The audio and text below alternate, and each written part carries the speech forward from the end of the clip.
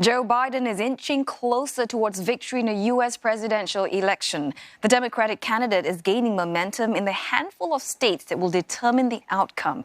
In a moment, live to Washington, D.C. and to the Biden camp in Delaware. But first, here is the state of play tonight. Joe Biden has 264 electoral college votes. Mr. Trump is on 214. 270 are needed to win. Now, Mr. Biden is just one battleground state away from the White House. Well, he has pulled away from Mr. Trump after projected wins in Michigan and Wisconsin. Now, these are states that helped Mr. Trump win in 2016. The latest state to go to the Biden camp, Arizona. Although the Trump campaign insists it's still in play, results are still to come in Pennsylvania, Georgia, North Carolina, Nevada, and Alaska. In terms of the popular vote, Mr. Biden has more than 50%, so that amounts to around 72 million votes, the most in U.S. history. Regardless, the Trump camp is defiant and has already begun a legal challenge. Vote counting continues through the night in battleground states. A huge turnout coupled with millions of mail-in ballots has made the job all harder. The momentum is shifted towards Joe Biden.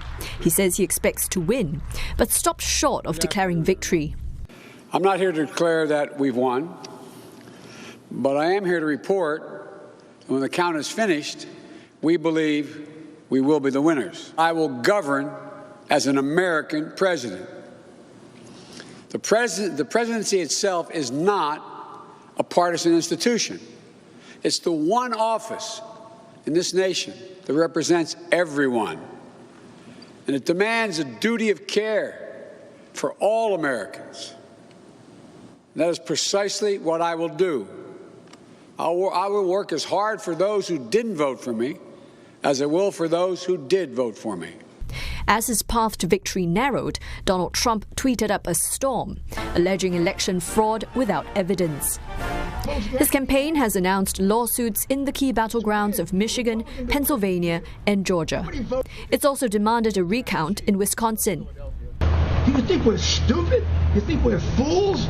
You know something? The Democrats do think you're stupid, and they do think you're fools. And that's why you get called deplorable and chumps.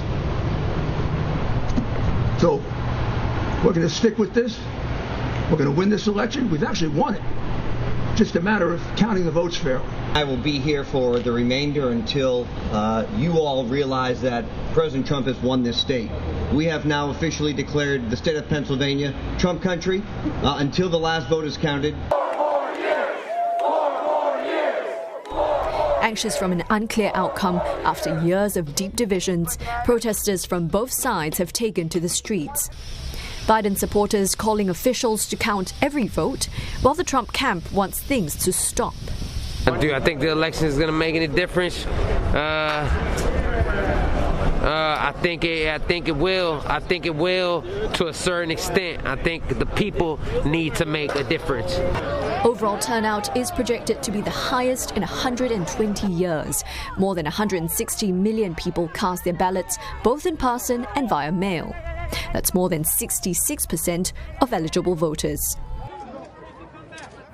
Simon Marks and Nick Harper join us live from the United States right now. Simon, first we'll come to you.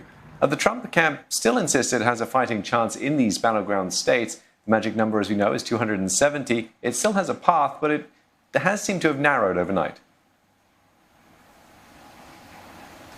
Yeah, it's got a very narrow path, but it's still got a narrow path, Steve. And for the Trump campaign, this is not over in a couple of different regards. I mean, first of all, as you know, they're continuing to pursue legal strategies, trying, for example, to block the vote count in places like Pennsylvania and in other parts of the country, even at a time when President Trump's lead in places like Pennsylvania and Georgia is diminishing hour by hour as more postal votes are counted. So, in Georgia and Pennsylvania specifically, Joe Biden's team have considerable reason for hope that eventually they may win those two states. However, if you travel out to the west of the country, in Arizona, it's Donald Trump that's making up ground against Joe Biden as the last votes are counted there. And that is, for example, giving the Trump team reason to believe that there is still an opportunity for them to continue fighting. And this isn't just about the lawsuits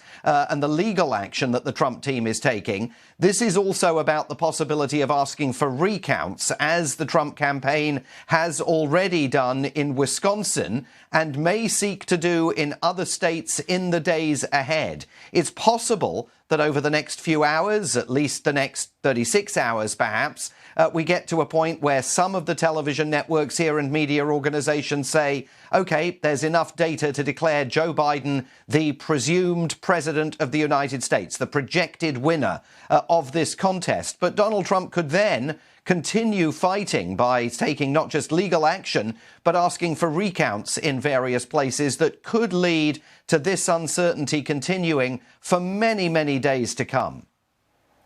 Now, Simon, speaking of the legal action that Trump plans to take, I mean, just how real are his chances of actually suing his way to victory?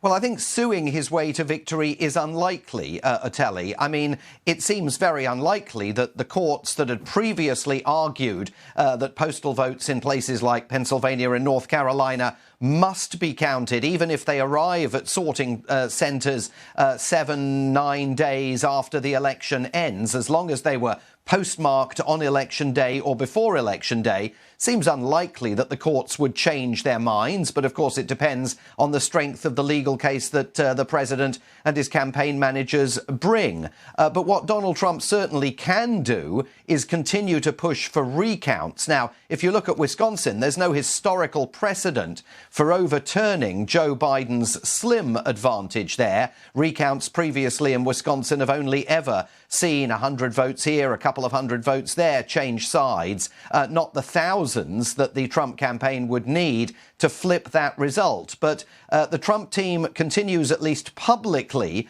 to show that it is very determined to continue fighting this. And bear in mind, at the end of the day, both of these candidates have smashed records. Yes, Joe Biden has absolutely won more votes for the presidency, over 70 million, than any previous candidate for the office.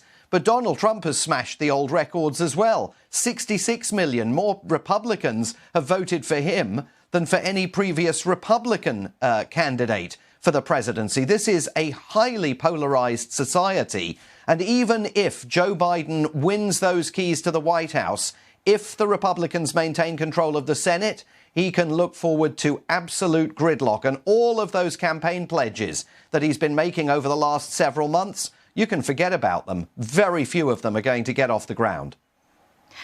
Always good talking to you. Thanks very much, Simon Marks there. Let's turn our attention to Nick Harper now, who's in Joe Biden's hometown of Wilmington, Delaware. So, Nick, Joe Biden, he has come out twice now to say that he is confident to win the presidency, but not quite a done deal yet, is it? No, not quite a done deal yet, but look, this is the reason why the Biden team are still hopeful. There are 3 states in play, and he only needs one of them to win.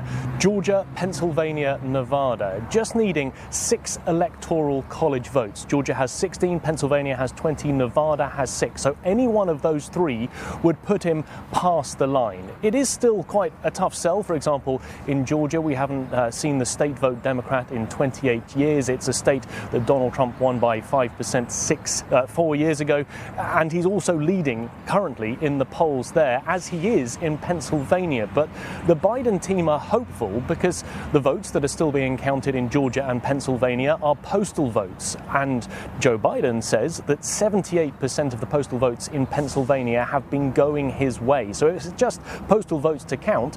The hope is that he may get enough votes to overtake Donald Trump. And in Nevada, he has a slim lead there. We'll have more vote counting continuing through the day. They'll restart in about 5 hours' time. So any one of those states could do it for him. Counting continues, and while counting continues, we all continue to wait. Yes, to wait and to wonder what's going to happen next. Nick, is there concern from the Biden camp that President Trump can possibly successfully delegitimize a Biden win? Well, I think it is a slim worry. It's something that's at the back of the minds of the Democrats, and it has been for several months. We know that they put together a large fund of about $10 million to fight any legal battles that were ahead. And yesterday we saw Joe Biden put out a call to supporters to financially donate to a campaign fund that they would use to continue to fight any litigation. And I think this is also why he's pushing this message that every single vote needs to be counted, saying that the American people will decide the outcome of the election. But the big problem is that even when all the votes have been tallied, if he is the winner, half of the population may not think that that is the true result. They may simply not believe him because of the claims that Donald Trump has put forward. And Joe Biden would then be in a position with 68 million people having voted for Donald Trump, potentially more by the time we've got the final tally, half of the US electorate not siding with him. He will have a very difficult challenge. As Simon mentioned, he'll have a difficult challenge in Congress, but he'll also have a difficult challenge with the electorate, and he'll have to try and lead a country forward that is clearly very, very divided.